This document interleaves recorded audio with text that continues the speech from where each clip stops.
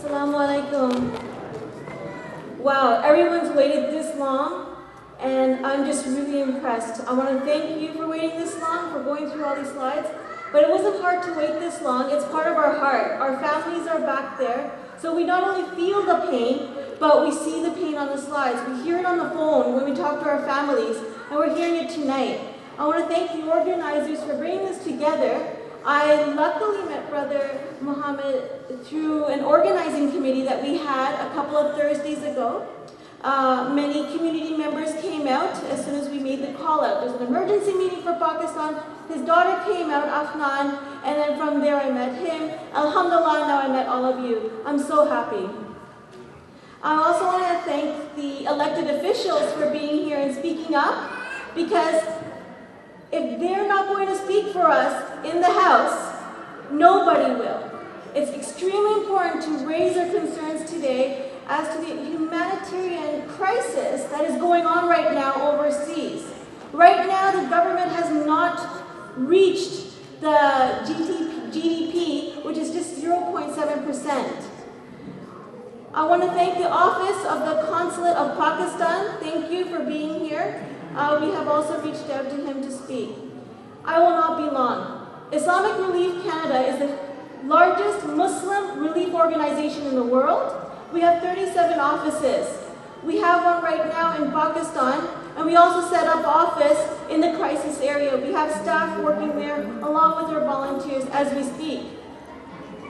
Islamic Relief Canada in Canada was established 2006, but it was established in the UK 25 years ago. And we're a consultative member of the United Nations, and we're supported by many international organizations. After 25 years of after 25 years of experience, not only are we the largest independent NGO, but our budget in the US is over $43 million, and in Canada our goal is to meet that. We have self-imposed high standards, and we're carrying the flag of Islamic humanitarian efforts. Now, although we are called Islamic Relief Canada, we are a non-denominational, non-partisan organization.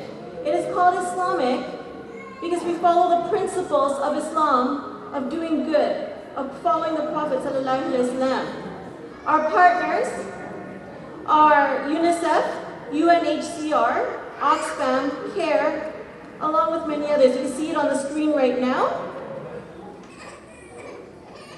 And the next screen will show you our fundraising partners. We are in Belgium, Canada, France, Germany, you name it. Our field partners, Afghanistan, Pakistan, Bangladesh, Jordan. And we have seasonal emergency, like for example what happened in the US at Katrina. We came out full force to help.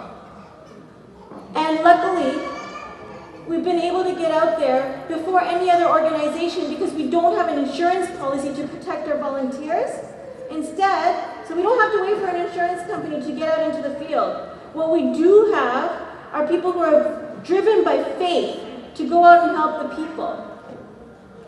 Driven by faith to be there on the ground. And hence, when the situation occurred, we had Islamic Relief on the ground. Now, you ask, how accountable are we? All of our accounts are on the website.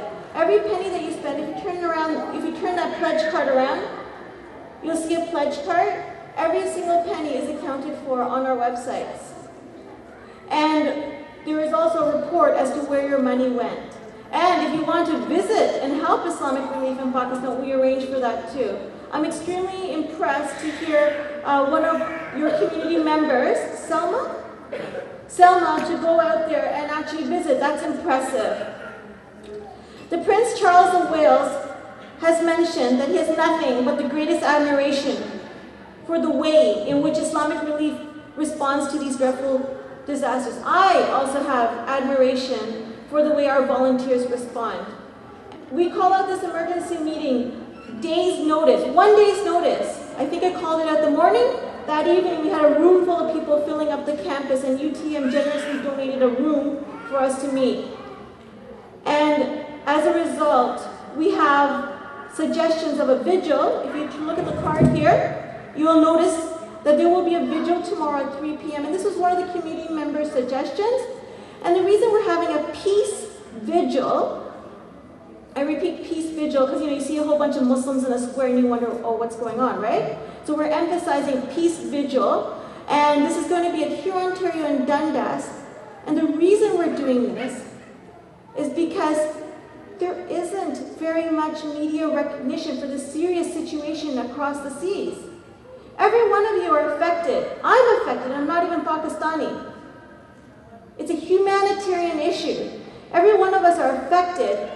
Our heart will bleed until every human being in those camps are respected with dignity. It's tomorrow, June 6th, 3 p.m. We have CBC coming.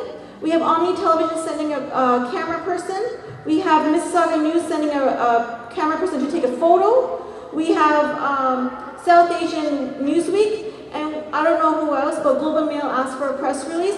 We want to make sure we show numbers there tomorrow. Because if we don't show numbers and all this media shows up, it's going to look bad. They're not going to take this seriously. Unfortunately, they want things to matter to the community to show up. And if we only have 5 people standing there at the square, it's not going to hit the news. And if it's not going to hit the news, the government is not going to take us seriously. And in order to take us seriously, we need ourselves there. We need our neighbors there. We need our friends there. Our parents. My mother, she's going to come out. We need our children and strollers there, all holding a peace vigil to show that this is a serious issue across the seas and that we need serious attention put to it. Thank you. Jazakallah. And if you make a donation, your tax receipt will be mailed to you before the tax season.